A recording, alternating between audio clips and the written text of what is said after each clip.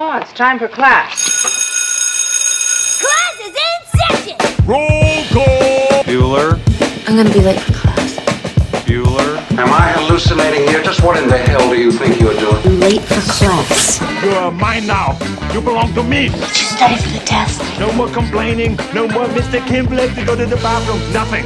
There is no bathroom. Hello, classmates, and welcome to another episode of Middle Class Film Class. I'm your host for today, Pete. I'm Tyler. And I'm Joseph. And today we're doing a hybrid version of the show. We just finished up with our kind of first half of the Gab and Chatter, and this half we're going to be doing nothing but stream picks.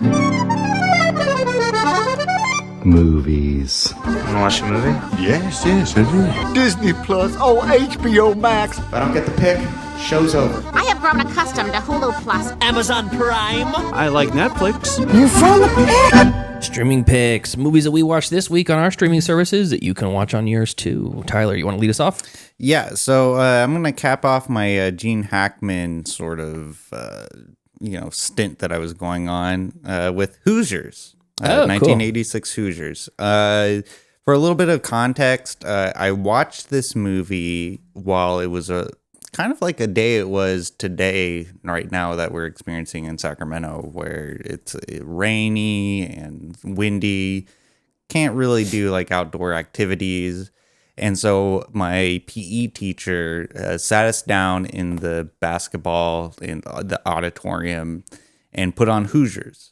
And that was the first time I watched it. I think I would believe I was either in middle school or a freshman. It was really young where I was watching this movie. And I remember enjoying it very much. And then because I was going on like this Gene Hackman bit, I was like, oh yeah, Gene Hackman was in Hoosiers. He played the coach. And so I put it on. That's streaming on Amazon Prime. And the movie isn't as great as I thought it was when I was younger. It doesn't land still, doesn't hold up. Yeah, it didn't really, for myself, it didn't really hold up. Mostly because I thought it would be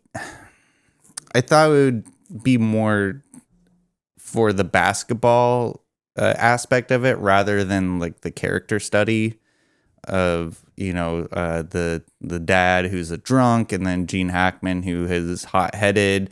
Although I do like that character study, I was more wanting for it to be about sports, or the sport of basketball. And I think everyone did very fine in it. Gene Hackman obviously carried the movie, and I thought that his character of trying to get the drunk dad to he was the assistant coach. I thought he would be a little bit more prevalent in the movie, but he kind of was in the background. Like, he showed up a little bit, but like he wasn't like a main focal point. So like the movie for myself was a little bit all around the place. Like it was like about the basketball team, and then it was about the character study of the head coach, and then the drunk, and then it was just like, okay, like let's kind of make it into a straight line here. And it was a little messy, but I thought it was a fine movie, and it made me want to go shoot some hoops, for sure. So I mean, did you do it? I don't have a basketball. Oh. So didn't you tell us a story about one time you were playing basketball in front of your parents' house and there was a kid there and then something happened? I don't want to go over that story, but yeah, okay. Well, the police were involved. All right, fine. So yeah, so I was shooting some I was shooting some hoops in front of my parents' house, and then a kid came up and he wanted to shoot some hoops with me, and then the dad came out and he was like, "What the hell are you doing?" And I was like, Playing some. I was just reenacting Hoosiers. He's like, what?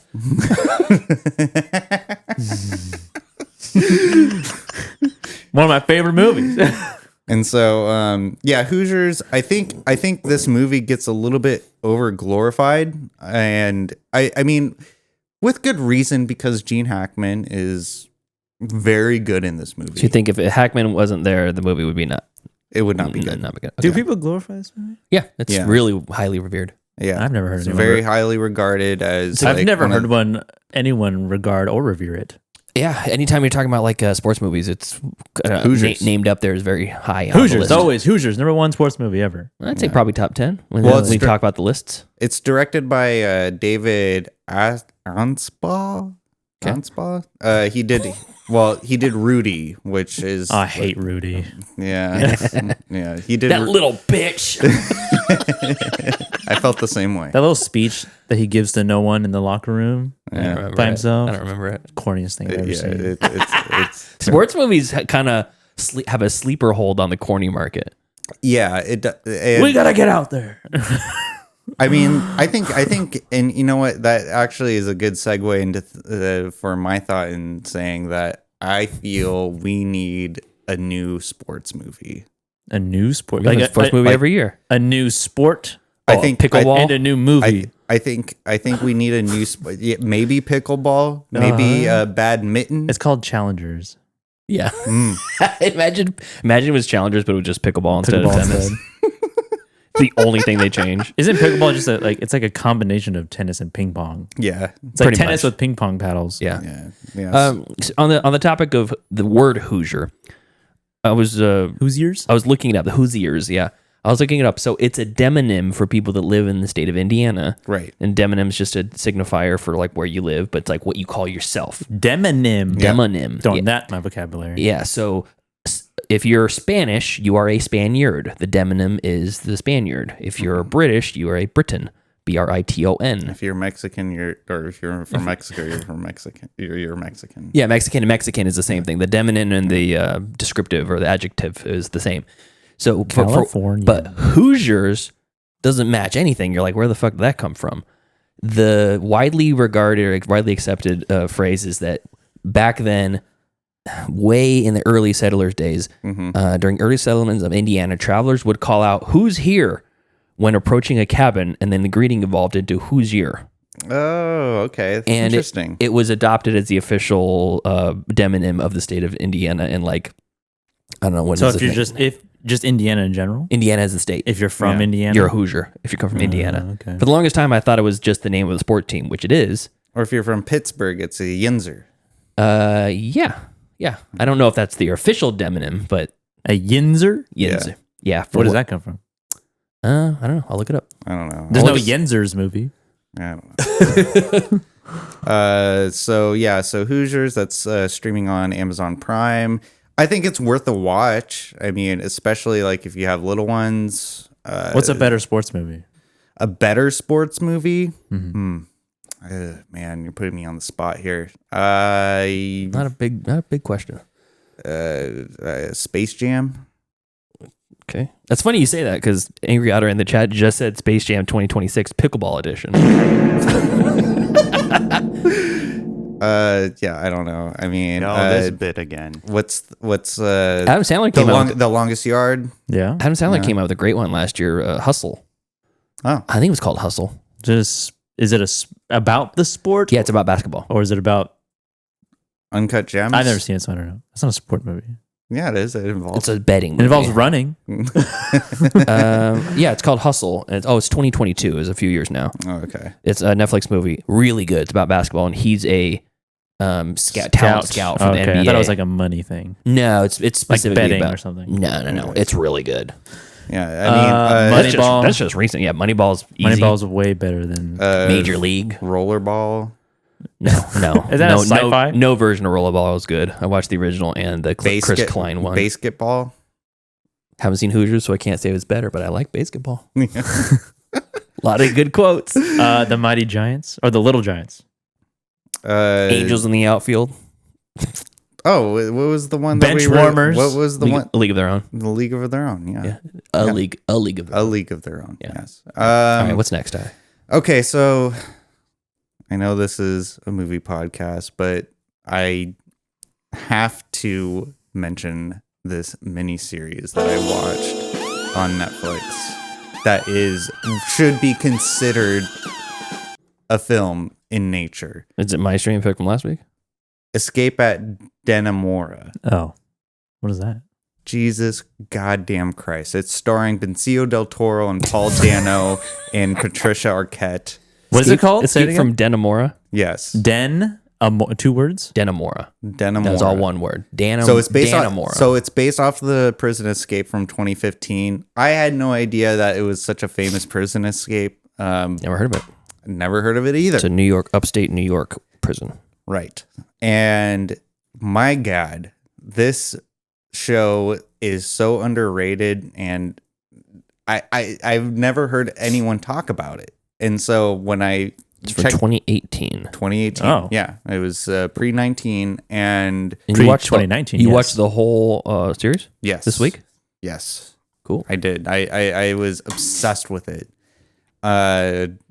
It was Field of Dreams, Angry Otter, iffy. Yeah, maybe.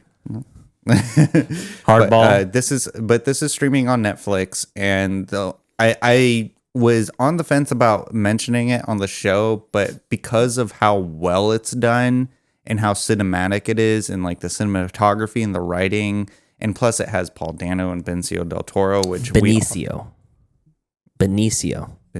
del Toro. I'm sorry, Benicio. Of the Toro. But because we're all really big fans of Paul Dano, I felt like I had an obligation to mention this fantastic show. So essentially, it's about a prison escape where Benicio del Toro and Paul Dano. Benicio. Sorry, God damn it. Benicio del Toro. Calling you Benny. Okay, so Benny of the Toro. All right, Benny and Paul D. They are giving the D to this woman that works in the sewing shop. Okay, and they're giving the D to this woman. The double D. No, not double, but not double, but it's they're high fiving up top. Yeah, yes, essentially. That's the old. Essentially. So it's, yeah, from Paris, France. So, so is that what you're alluding to? What? Let me finish. So wonder of the world, isn't it? Okay, so Benny del Toro, he hatches up this plan to escape from the prison. Like, he's tired of it. Okay, and he wants tired of prison. Yeah, he's tired of prison. He wants to escape. And this is a guy. Okay, now I'm a little tired of it. This prison thing's getting a little old. For 6 months, I was like, it's not that bad. I need a change in my life. And he's friends with Paul Dano, and he offers the opportunity to be a part of the plan. And Paul Dano was like, "No, I'm not gonna do it." Oh, part and of then the plan. and then eventually, well, they're both in prison for life. So Paul Dano kind of makes the realization that, well, I have nothing to lose. So he eventually agrees, and then he goes. They find like a way to escape from the prison, and it's essentially a prison escape show. It's only weird. It's 8 episodes. 7 on here. Well, it felt like 8. Well, it's 8 episodes on Netflix because they break the 7th episode into 2 parts. Oh, okay. We're about an hour each. This is a long series. Well, the last one's an hour. What are you 40. doing? Nothing, I guess. That's like 8 hours worth of. Yeah, watching. 8 hours of free time. Yeah. You're turning a new leaf, Noe. Yeah. Well, Appreciate it. Well, bring him more to the show. I don't know if that's sarcasm or not. No, it's not. But I'm telling you guys, like, I wouldn't mention this show like if it's like on like the same like sort of pedestal of The Last of Us, True Detective season 1. Wow, high praise. The TV series The Bear.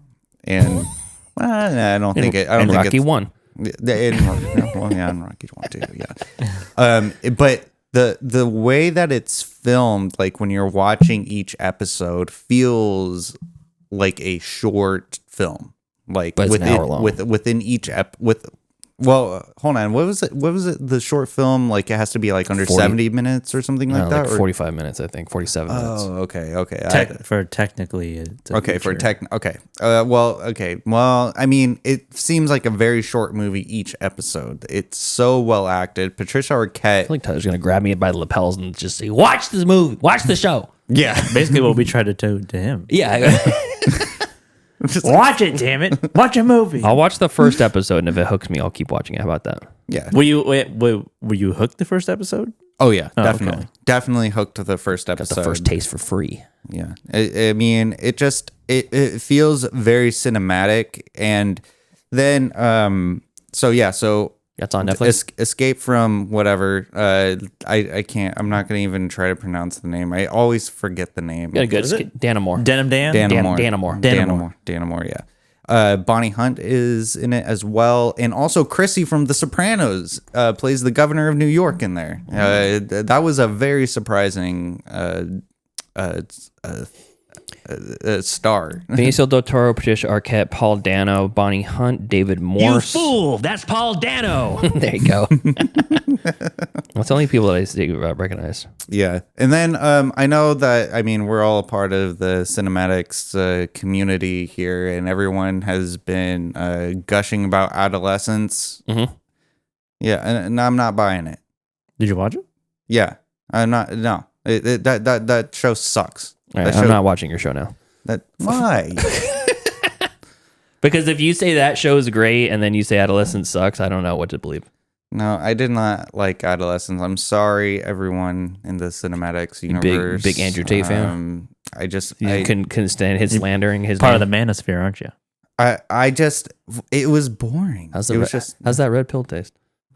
It tastes kind of like a good jammy red wine. Wash it down with the boot polish. Yeah. Yeah, maybe I do need to do that. Okay, But, that's interesting. That's sad you don't like it. Well, I mean, Adolescence, I thought I was going to like it because all of my peers were gushing over this TV series. Mm-hmm. And then I had to palate wash it with watching Dahmer on Netflix as well. And that is an incredible series. Yeah.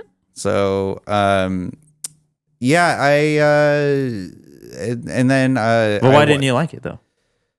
It was boring. It was just boring. Like it was boring. Like I wasn't. Just did you watch it? Not yet. No. Okay. I thought the cinematography was very well done, and I thought the acting was done well as enough. But I think the story overall, like, just did not get the hooks in me. And yeah, I just kind of. You didn't find the topic interesting at all? No, I didn't. And how it relates to possibly the current society in which we live with the youth and their growing up and the things that they're exposed to. I didn't think about that. How about the one shot nature of the episodes? Do you appreciate that? I do. Yes, I do. But it's the content that I couldn't get past I couldn't get it didn't get me over the hump. Not enough explosions. Yeah, not enough. I mean, well, there was kind of child killing, but kind of off screen. Yeah, I mean, it wasn't screen with it wasn't overt. So no one was ripped to shreds. Yeah, and then I watched on Hulu A Complete Unknown. Oh, cool. Okay. Yeah, that movie was. I was confused about if I liked it or not, because when I was watching it, it inspired me to pick up my guitar. That's good. And make me feel like the main character of my life again. Mm-hmm. Hell yeah. However, there's something about Timothée Chalamet, who is my mortal enemy. Like, there's just something about him. What I will say about the movie, though, is that because they worked on this movie before 19, and so he had a long time to channel his Bob Dylan character. And so when you watch the movie, you can tell that the efforts that he made really was put to good use. Mm-hmm. And so I could the thing is, though, is like, you know what Bob Dylan looks like, and Timothy Chalamet does not look like Bob Dylan. No, Kate Blanchett. That looks like Bob Dylan. Correct. And so, so what took me out of the movie was him not looking like Bob Dylan, but he got the voice and the cadence and like the, you know, his mannerisms like spot on, but it was just his face. Like every time I saw his face, I'm just like, that's not Bob. He's too handsome looking. For Bob Bob Dylan. If you look at Bob Dylan, IRL, yeah, and then you look at Timothy Chalamet, yeah, Twink King Timmy Shee. It's almost like it's a stark difference, and that's what like I couldn't get out of my head when I was watching A Complete Unknown. Like the movie is beautiful, like everyone acted great. I will say that Joaquin Phoenix doesn't look like Johnny Cash either, though. Yeah, I know, especially because he played in what was it? What was the movie called? That's what he's talking about. Yeah, but Boyd Holbrook as that Johnny Cash character, I feel like he was great. Yeah, even though he had like a very small role. I like Boyd Holbrook in general. That whole scene was incredibly well done. Him like swaying and drunkenly trying to get into his car was a good scene, and his performance as like putting on that voice was like really convincing. Yeah, so like I wrestle with the fact that like A Complete Unknown, while being a good movie, it was hard for me to be immersed in it because I hate Timothy Chalamet, and two, he looks like Bob Dylan if he was mewing the whole time. and two, like I just couldn't get past like how he didn't look like Bob Dylan. Like he had all the mannerisms, even the voice, but just his face, I couldn't get past it. But I like the movie, and I think I might watch it again, honestly. It was pretty compelling. It's good. I liked it a lot. There was definitely a lot of music, like a lot of performance. Yes. And this close to watching that this week, but yeah, watched some long movies, so I didn't. You kind of have some Bob Dylan hair right now. Oh, thank you. I don't know if that's a compliment. Yes, it is. That's a Jew. So yeah, those are, well, I mean, I guess those are picks. Those are things. Where's A Complete Unknown on Hulu? Yeah, it's on Hulu. And Escape from Dannamora, Netflix. Netflix, and then Hoosiers on Amazon Prime. Yeah. Okay, cool. Joseph, what do you got? I only have 2 movies. I thought I did. Oh, I guess I queued it up. So I watched, streaming on Max, I Saw the TV Glow. Ooh, very interested to see what you think about that. And it's a polarizing movie, I think, in terms of how people think about it. I turned it off after the first 10 minutes. I did not like that movie. And it's a sad movie, kind of I don't want to say tragic movie, but it's a sad movie for sure. And it ends on a sort of sad vibe. Yeah, for definitely. sure. That's for sure. I did not expect, I didn't know what to expect. I just sort of know what it's been said about it. And people of the trans community identify a lot with this story and seem to like it a lot. So I went in with as neutral as a viewpoint as possible on it. And I don't get that aspect out of the story. But I was still intrigued and entertained throughout the movie. I didn't think it was great, but I thought it was pretty good. It was like a mystery movie. It was like a sort of like a whodunit, but more like a where are they type of movie.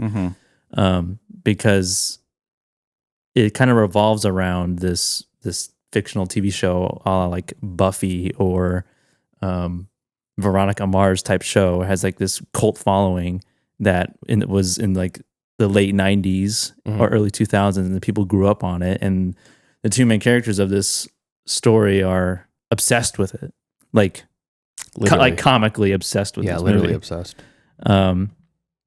And the you have Justice Smith, who played the wizard in Dungeons and Dragons, and the other actor, I can't remember their name. Taylor? No.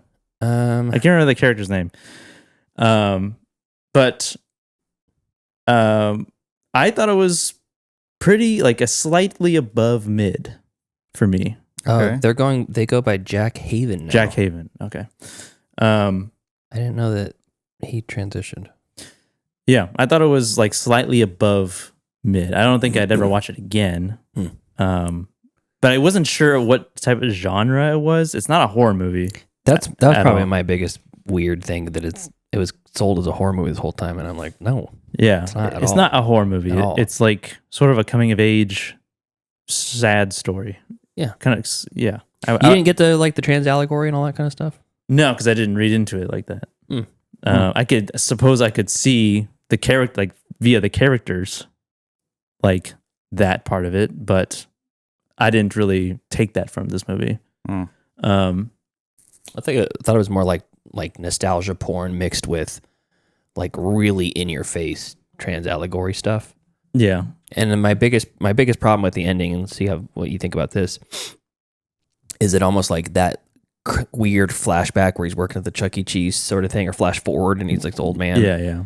And like Conor O'Malley's there and stuff. That was surprising. Yeah, I loved seeing Conor O'Malley getting a blowjob. I know, it was so weird. I was like, whoa, he's in this movie? Yeah. He lobbied for that scene too. Yeah. And he was just playing himself.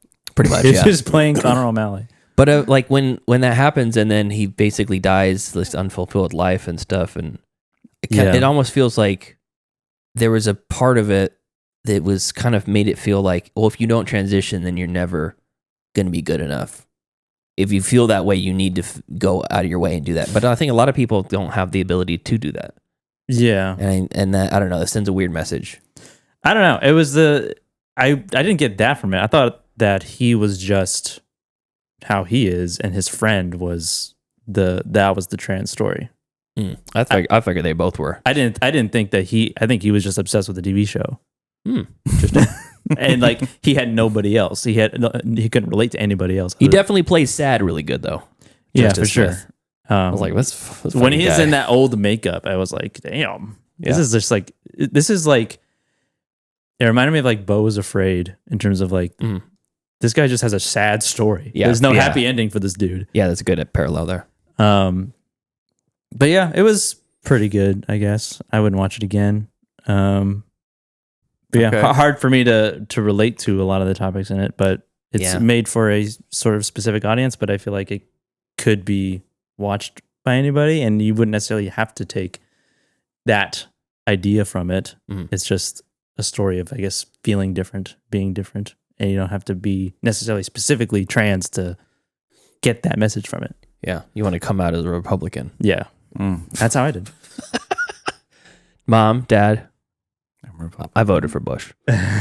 If I could, 3 times. If I could have voted, I would have voted for Bush. And if I could have voted, I would have voted. But yeah, so that's streaming on Max. Cool. And then the next one, streaming on Hulu. This is Thank You for Smoking.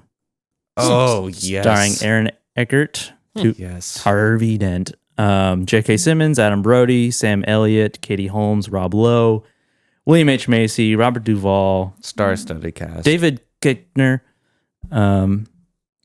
There's a lot of people in this movie, and it's a sort of dry, dark comedy-ish, directed by Jason Reitman. Yeah, Jason Reitman. Came out in 2005. And this is a very entertaining movie. It's very I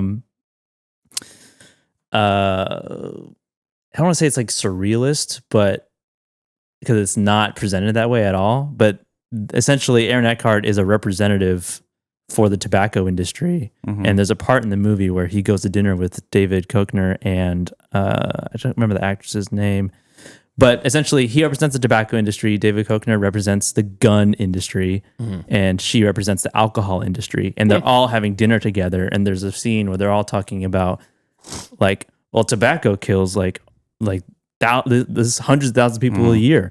Well, how much does the alcohol industry kill, huh? Like they're bragging about it, and then they both rag on the guy who's representing the gun industry. He's like, you only kill like 11,000 people a year. Wow, that's weird. I don't know anything about this movie. It's good. And the character that Aaron Eckhart plays, his name is Nick Naylor, and he's a divorced father. And his son goes on he's kind of acts as a salesman a little bit. He goes around the country and speaks to people. William H. Macy plays a senator who's essentially opposing and challenging the tobacco industry to put a skull and crossbones on the cigarette labels. Okay. And that's sort of the overarching plot of the story. And Nick Naylor's going to represent the tobacco industry and essentially present his case as to why they shouldn't do that. It's a really entertaining movie, really fun and kind of quick-witted. It kind of reminded me of like a Coen Brothers movie, like a Burn After Reading type of plot, type of energy. Yeah. And it's really fun. It's a good Sunday afternoon watch or nice. It's I enjoyed it quite a bit. Where is it streaming at? It's streaming on Hulu. Nice. For sure. What I would recommend. It's not laugh out loud funny, but there are moments Clever funny. for sure. Yeah. Interesting. Great cast. Yeah. Interesting concept. It's weird. It's alcohol, tobacco, and firearms. That's the ATF. Yeah. Yeah. It's all the three regular branches of the ATF. Yeah. Let's all get dinner. Yeah. And that's streaming on Hulu. And that's all I have. Cool. All right. I saw the TV glow and thank you for smoking. Yep. Okay, so I got my 4K version of The Brutalist from A24. Yes. Rewatched that with Brianna. I finally strong-armed her into agreeing to a 3-hour and 45-minute movie. All at once? Did it still have the intermission? Yes, but it cut it down to 1 minute.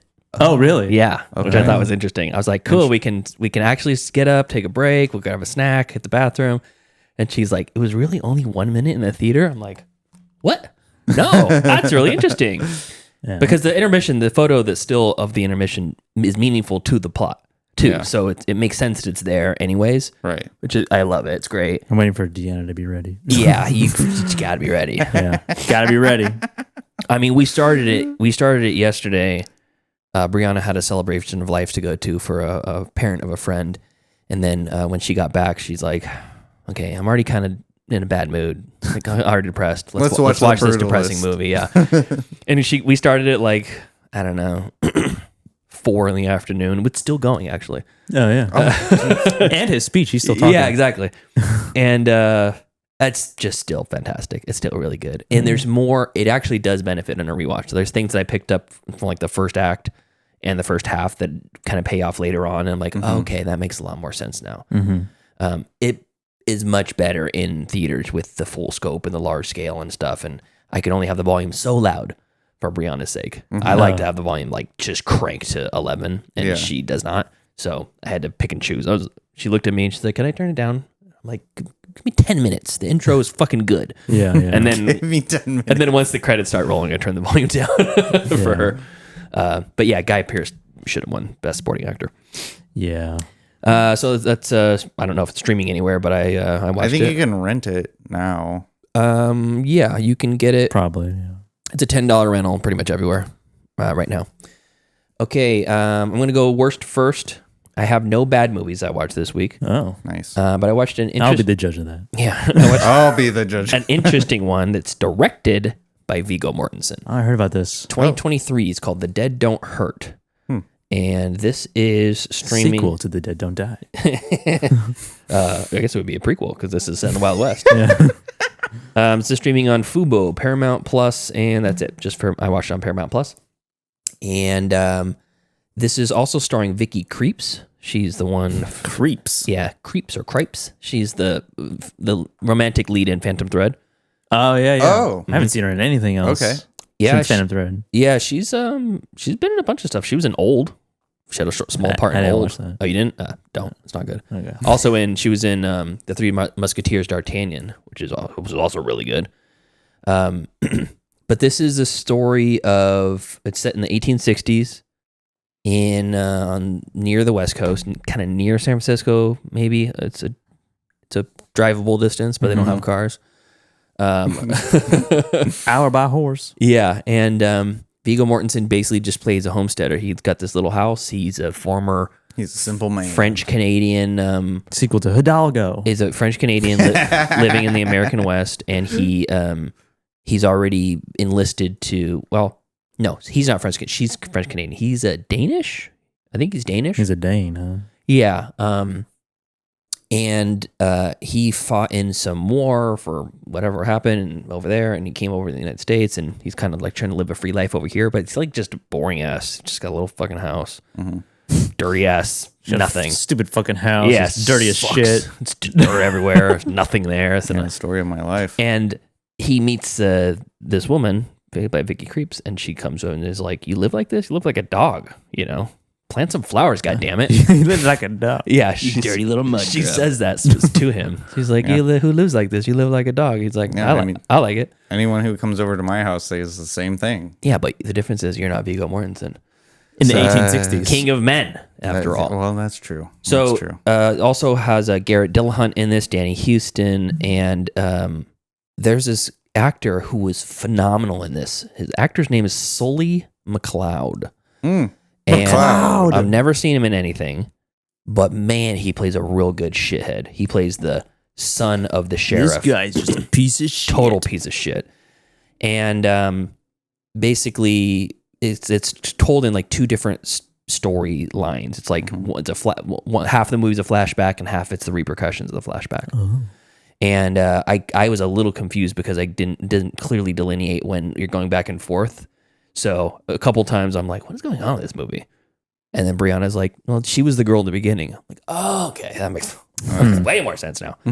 So all in all, not amazing movie, but it is good. So that's The Dead Don't Hurt. It's a good kind of slow burn Western. It's got some romance. It's got some heartache. It's got really not as much action as you might think. But there's some pretty good acting performances, and Viggo's great. He's always great. Vicky Creeps always great. And but this other guy, Sully McLeod, really, really just nailed that piece of shit part. So, Nice. So worth a shot if you're into that. Back hair. Yeah, worth a watch. If you're into that type of movie. Streaming on Paramount Plus. Next up, I watched A Different Man, starring Sebastian Stan on Max. I've been wanting to pull the trigger on that, and I always choose something else. It is very interesting. Very interesting. Very different, indeed. man. Very different, man. So, Adam, what is his name? Adam Pearson in real life is a kind of an enigmatic, sort of interesting real life character. He's a stand-up comedian, sort of social butterfly sort of guy that has this insane facial deformity, like very I think it's a collection of tumors.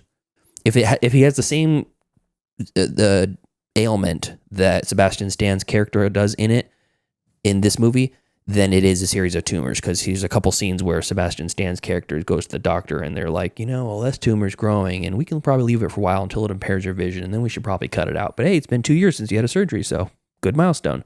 Okay. And it gives you an idea of like what it's like to live with this thing. And but Sebastian Stan's character, he goes by Edward, is his name. He is just a disheveled, broken man. He's there's a lot of parallels to Beau is Afraid in this movie. A lot. To Beau is Afraid? Yes, a lot. And I was very surprised. By the end of it, I'm like, this was like an alternate universe Beau is Afraid. And the plot is that he's this sad man who has never felt the touch of a woman, never walked into a room where he wasn't immediately stared at because of his facial deformity. And he's an aspiring actor. He's trying to get into any way he can. And I won't say what he's working on a is working on a project in the beginning of the movie, but I won't say what it is because it's kind of a funny reveal. And he moves in. His neighbor in this apartment complex, he lives in New York. Her name is Ingrid. Very attractive, very tall, maybe Finnish or Norwegian or something like that woman. She moves in and she's a playwright, and they have this kind of friendly relationship, never quite gets into romantic or whatever. Mm-hmm. And he takes part in this experimental medical procedure to basically fix his face.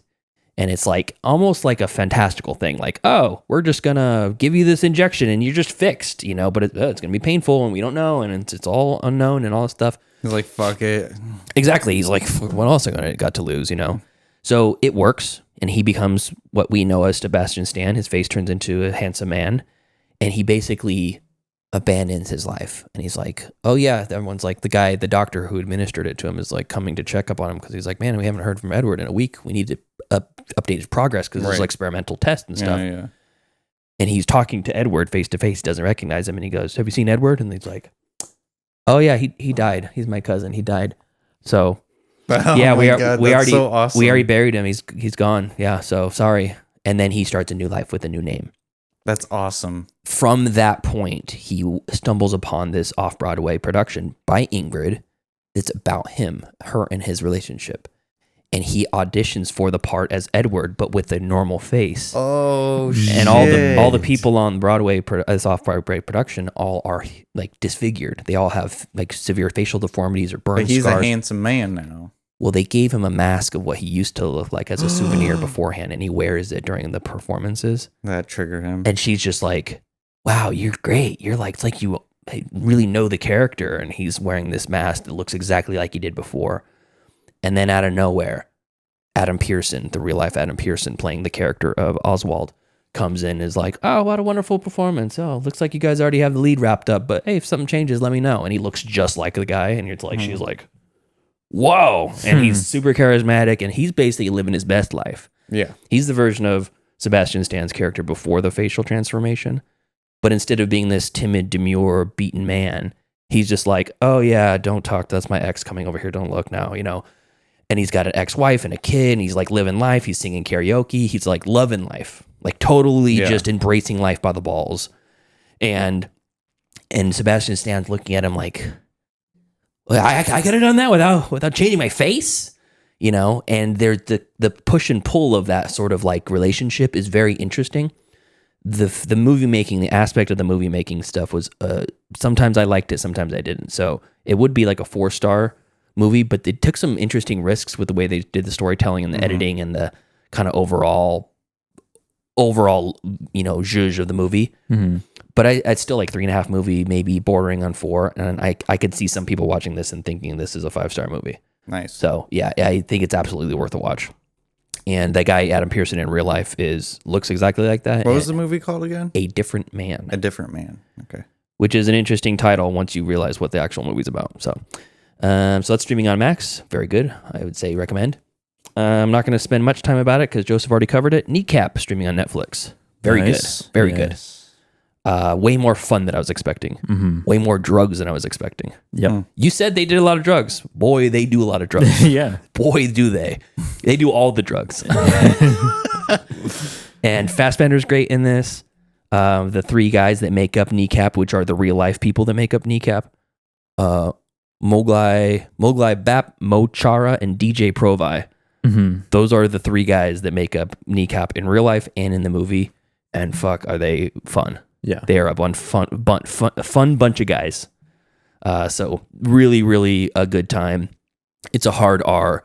Do not go into it expecting a feel-good romp. This is not a family movie, but it is very fun to watch, sit down and go, I just didn't realize the implications of trying to erase the entire Gaelic language, you know, and what that really means. And it's like the concerted efforts that the British government took to completely eradicate it is kind of shocking. Yeah. So great story behind it, great historical aspect to it, and the music's fucking good.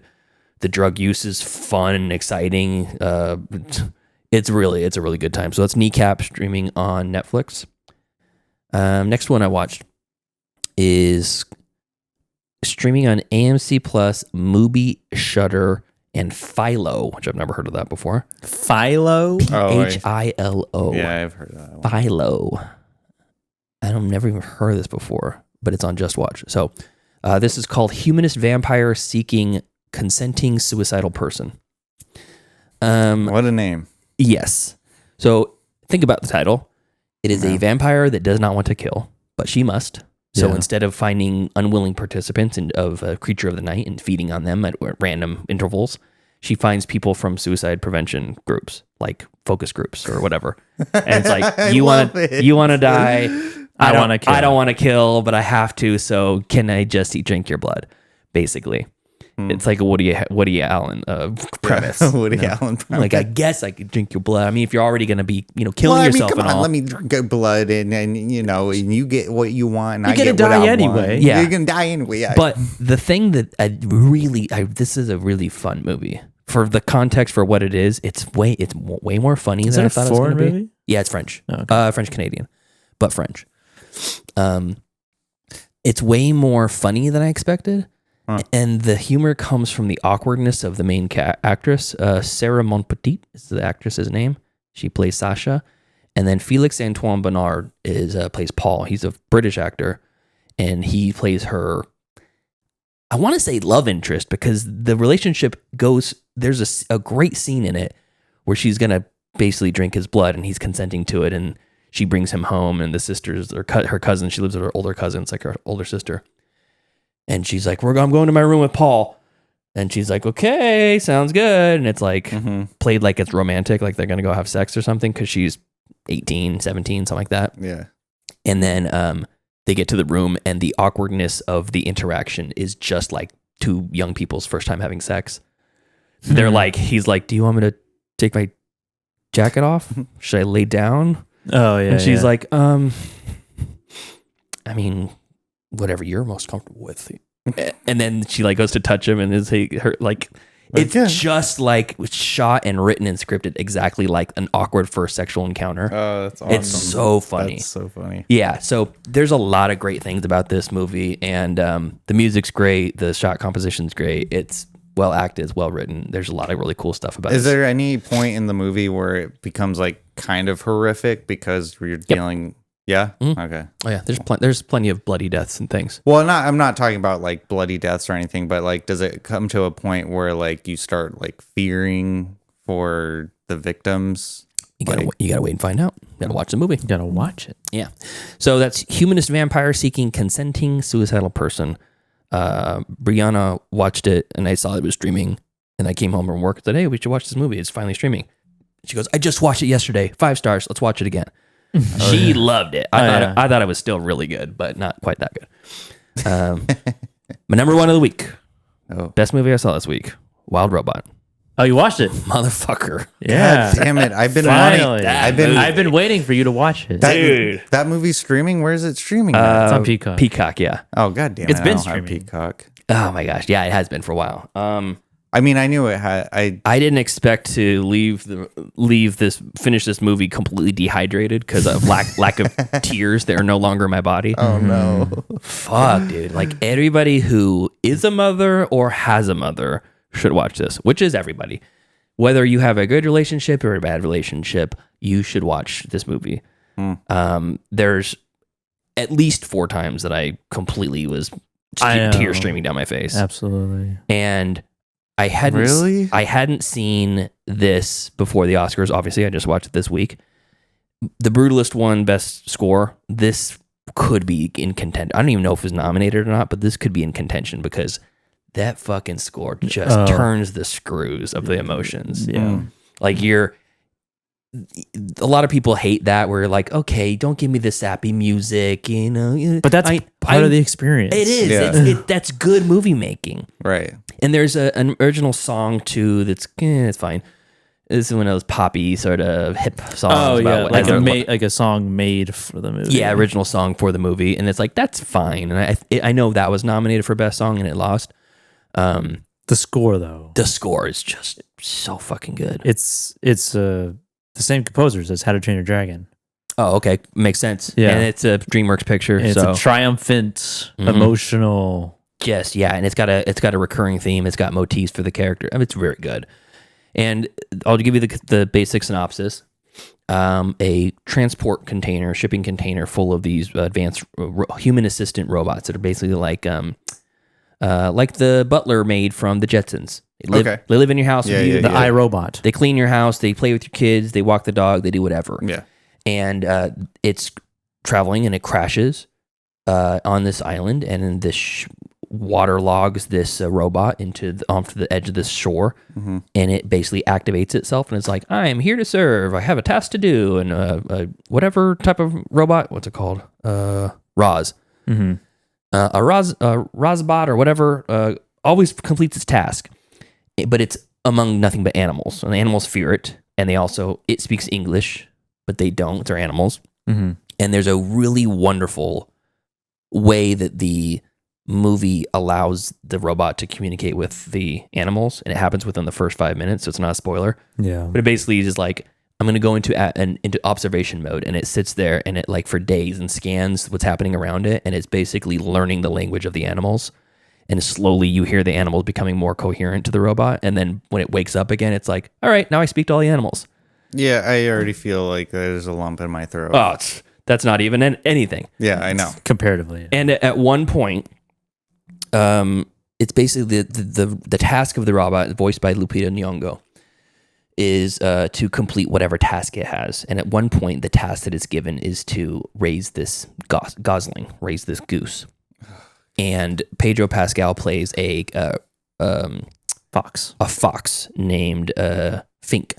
Pascal's involved? Pascal's in it, yeah. And he does pretty good.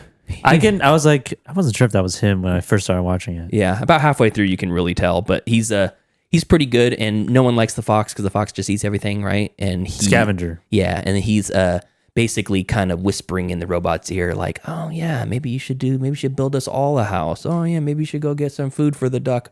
But maybe me too." So he's like taking advantage of the robot, but also he's like a thief with a heart of gold, you know, just like Zootopia Fox. Like Robin Hood. Yeah, maybe. Except for he's not doing it. He's the slouch on the couch who's doing nothing. Yeah. He's receiving all the benefits. So the whole point of it is that he needs to raise the robot needs to raise the gosling, and it has no family. So that's his mother. And that relationship of them two is great. Teaching it how to fly and like basically saying goodbye was fucking gut-wrenching. I thought that was the movie. I thought that was the movie. Too. I was like, right to the point. Boom, took off. Okay, cool. And then there's more. I excuse my ignorance. This is a animated movie. Yeah, it's DreamWorks, okay. So it's like How to Train Your Dragon. Or, okay. You know, Shrek. Because I know this movie, but I've only seen the poster of it. I have not seen any clips. I haven't even read about this movie. I heard good things about it. It's based off a children's book. Okay. And the guy Peter Brown, who wrote the children's book, is just so happy that everyone's getting the acclaim to this. I'm sure he makes $0 extra because the movie made more money.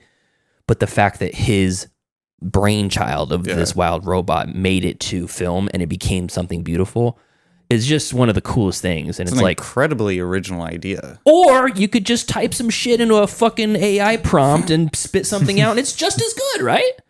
Yeah. Fuck. Because that intellectual property that the guy created wholesale from scratch in his brain, wrote it out, had it illustrated, presented it to the world, and someone said, yes, this is good. We're going to make something better out of it or completely different out of it. And they spent all this time and years and millions of dollars and thousands of people working on it to make this movie, which I fucking loved. Yeah. And it was directed by Chris Sanders, who did How to Train Your Dragon, Lilo and Stitch, the original one, the animated one. Really? He did that one? Yeah, the same director, Chris Sanders. Because Lilo and Stitch is one of my favorite Disney You got to movies. watch the movie. Watch it with your mom and try not to cry. I'm not going to watch it with my mom. Watch it with your mom. I'm not going to watch it with my mom. Invite Jamie Campos Minor over. Yeah. You can boast it on the beanbag. Yeah. Bag it up with your mom. No. But I mean, oh my God. I've been wanting to watch this movie, but it hasn't been streaming on any of the streaming services. Joseph saw it in theaters and he told me that same day, he's like, man, that's a gorgeous movie. And they're doing the most with the dark shadows and the lights Yeah. in that, because it's in the wilderness. So in the nighttime scenes, it's like fire and the glowing robot. God damn. I know. I kind of want to watch it right now. What do you say, The John? theater was like there was not that many people when we watched it because it was like towards the end of its run. But like, yeah, Dean and I were just like, like it was a few times, you know. It's like the big moment of like flying. That he says, "You need a boost." That whole sequence of just like everything else, like just visually on its own, like put it on mute. It's just visually just one of the most beautiful animated sequences. It's great ever. And then you take it off mute, and then you have the music and the dialogue and everything that's being said combined with the music and the themes of like, yeah, and the fox, let it go, and the fox is like, you know, you think he's gonna do good? I think he's gonna do great. And then he looks back and she's not there. She's already taken off to go see one last time. You're like, fucking gutted. And then another goodbye later in the movie. Oh, it's so good. I can't wait. The first like 10 minutes of the movie, the robot trying to like survive and escape all the animals, like it showed like a lot of themes to kids in such a way that is not violent, of like death and it fear. does not shy away from death either. It was like, I was like, damn, this movie's going. Yeah, multiple characters die in it, and they just tell you, yeah, that's the nature of nature. Oh man, this movie sounds like a It's delight. phenomenal. This is.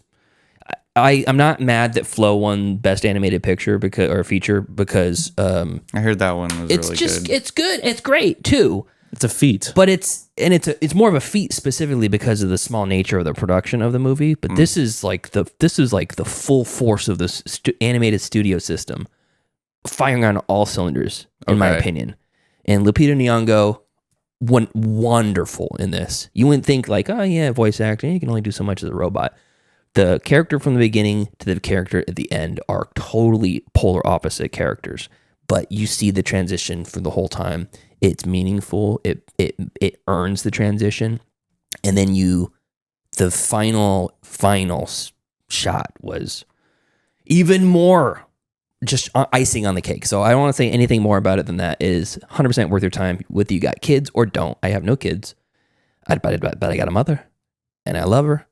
And it was just the best. It was, yeah, you hear that, classmates? Pete likes his mom. So gay.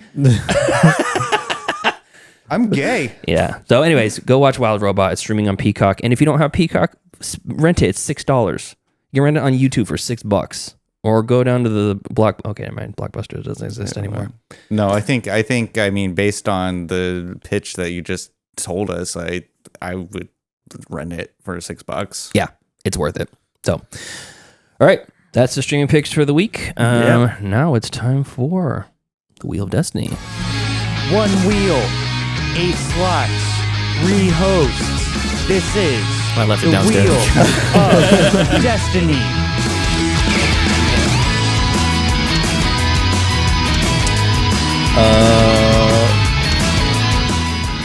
All right, Well- so we gotta fill some time here while Pete gets the Wheel of Destiny and we discuss the new format change.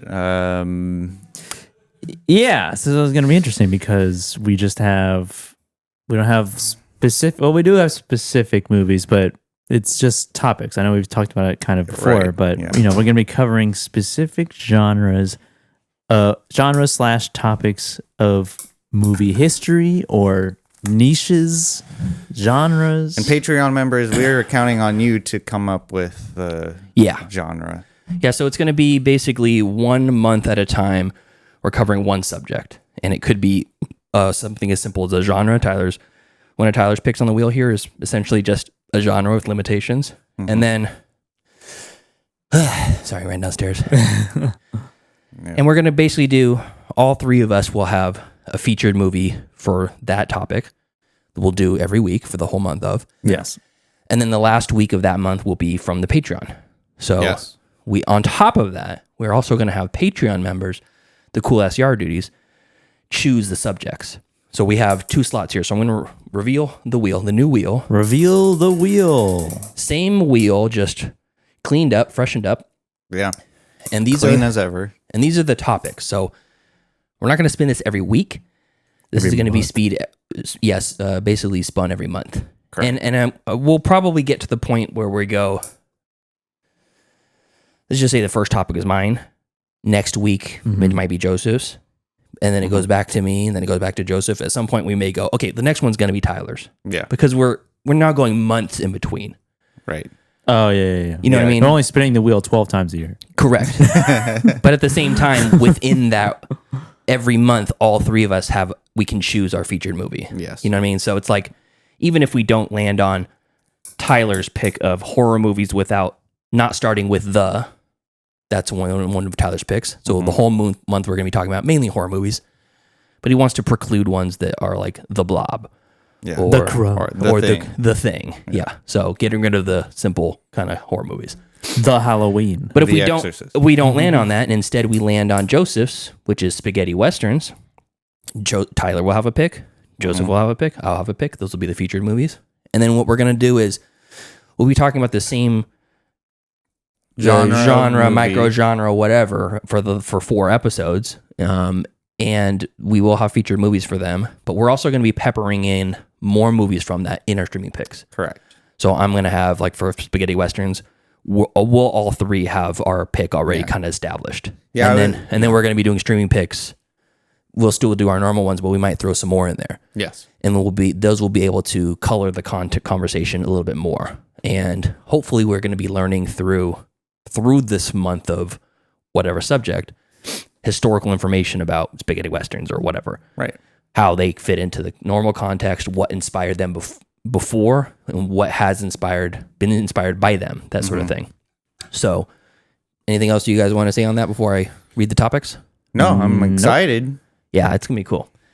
So, I'll start with Tyler's. It's horror movies, not starting with the. Okay. So now The Thing. Yeah, none of that. No. So any horror movies that doesn't start with the. And detective movies, that's another one of his. Yes. Okay. So that could be noir movies, could just be modern detective movies. Anything that involves the main protagonist as being a detective. Cannot be True Detective. Yes. Has to be a movie. That's a TV show, yes. Joseph's, which you already mentioned, spaghetti westerns. That is going to be a fun one. It's a big blind spot for me. Yeah, same here.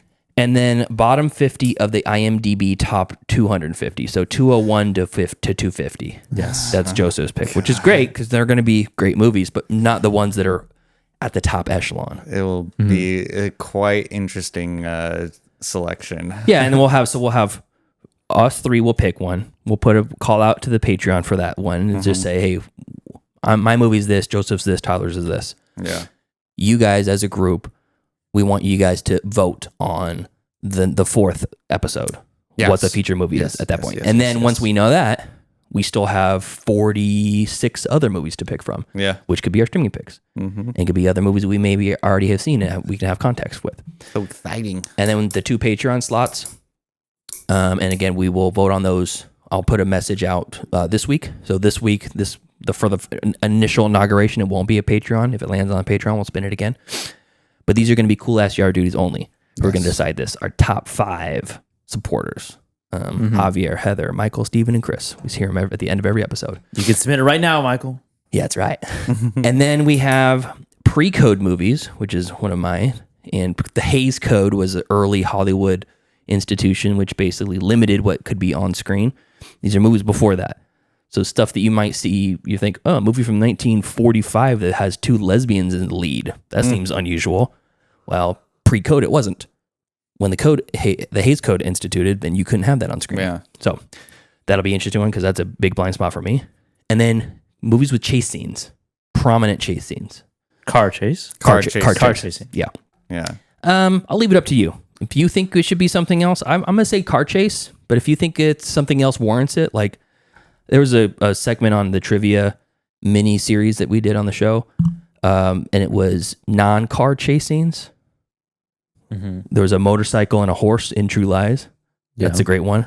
Oh, yeah. You know, so a motorcycle What? It is a car. Not a car. Not a car. It's an automobile. It's a two-wheeled motorized vehicle. Yeah, exactly. It's not a car though.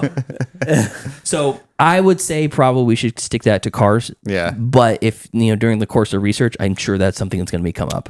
Yeah. At what point did the car chase become more proper than like the foot chase? And what's different about the car chase than the foot chase? And blah blah blah blah blah. All right. So there'll be more kind of fun history and kind of context that are going to sprout up during the conversation. We'll be talking about specific movies, but also the overarching subject as a whole throughout the month. Yeah.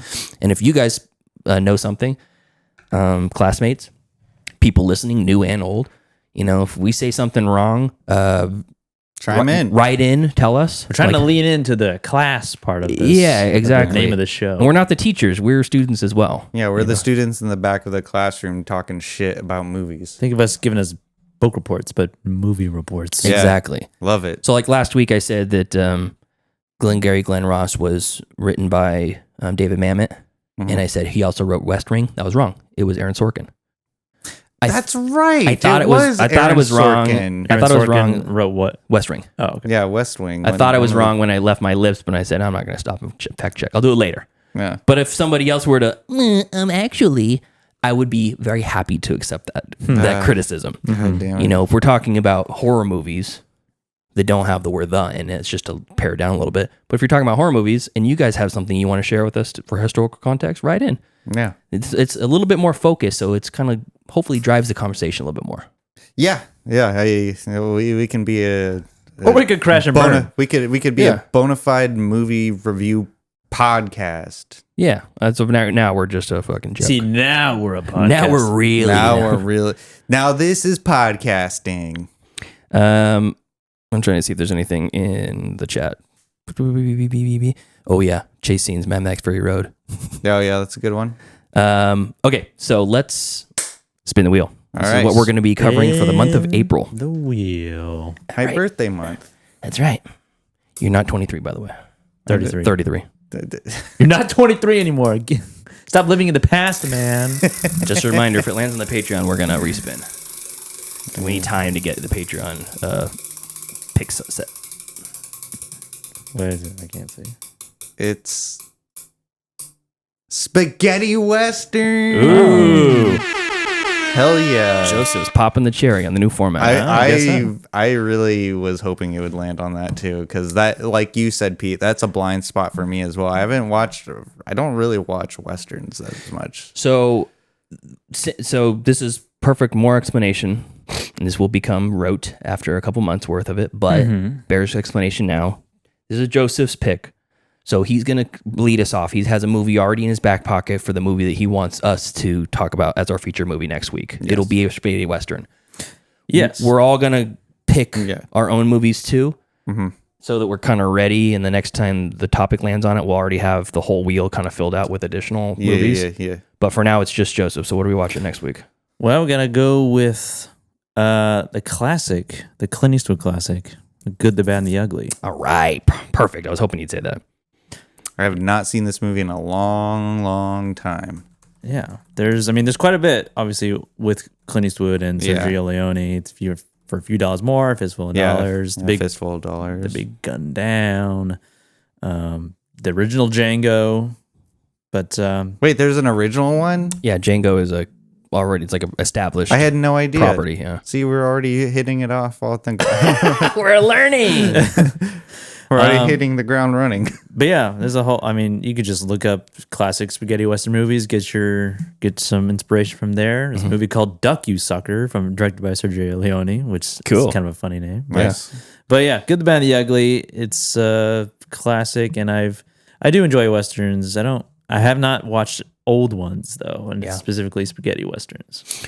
One of the things I'm going to look forward to is the spaghetti. Yeah. The spaghetti. We got to eat the spaghetti. I'm going to eat spaghetti while I watch it too. One of the things I'm looking forward to is the comparison between Kurosawa movies and the spaghetti westerns, because famously this entire series, the Dollar series, with Sergio Leone and Clint Eastwood, pulled a lot from Yojimbo and a few other like Kurosawa movies. Yeah, I was gonna say Kurosawa had a big influence. Seven Samurai, I think. Yeah, I mean, the Magnificent Seven is like for the Western version of. So I'm looking forward to that because I want to see what the influences that made the spaghetti westerns what they are, and as well, like what since then, what have they evolved into? Yeah, that'll be very interesting to see because I knew Kurosawa had a really big influence on the modern westerns that we know today.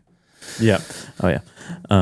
Yeah. No doubt. I mean, I don't think it can be ignored, but I guess we'll dig into that as the month of April goes on. Yes. So our homework, you and mine, Tyler, is that we need to pick our own spaghetti western movies, and then we'll announce it just on the Facebook page or something. Oh yeah, I'm gonna go home as soon as we're done and look up some.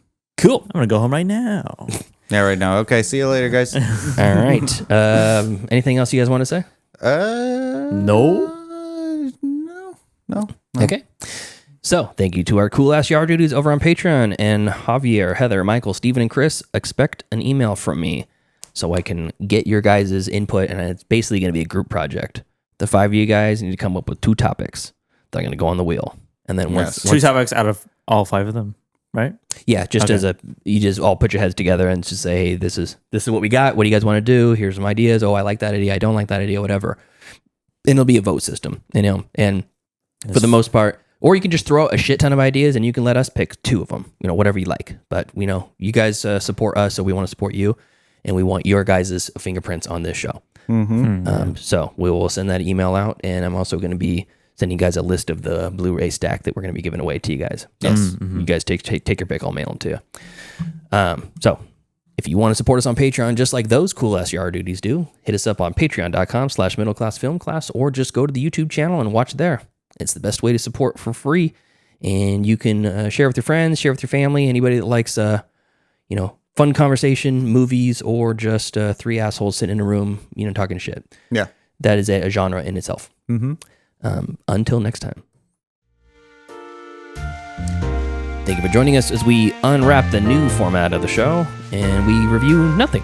But next week we will be watching The Good, the Bad, and the Ugly, the classic spaghetti western. Yes. Follow us on Facebook, facebook.com/MCFC podcast, and send us an email, mcfcpodcast@gmail.com. Yeah, and please follow us on Instagram at Middle Class Film Class. And on TikTok at Middle Class Film Class. And on Twitter at Podcast MCFC. All right. Thanks again for supporting, and feel free, write in. We like to hear listener emails and comments and messages and stuff. It means a lot. See you next time. See ya. See ya. Now, Kate Blanchett. That looks like Bob Dylan. Correct. Class dismissed. I gotta get out of here. The bell doesn't dismiss you. I dismiss you. You're free to go. See you next week. See you later. See you later. That's a wrap. Great show.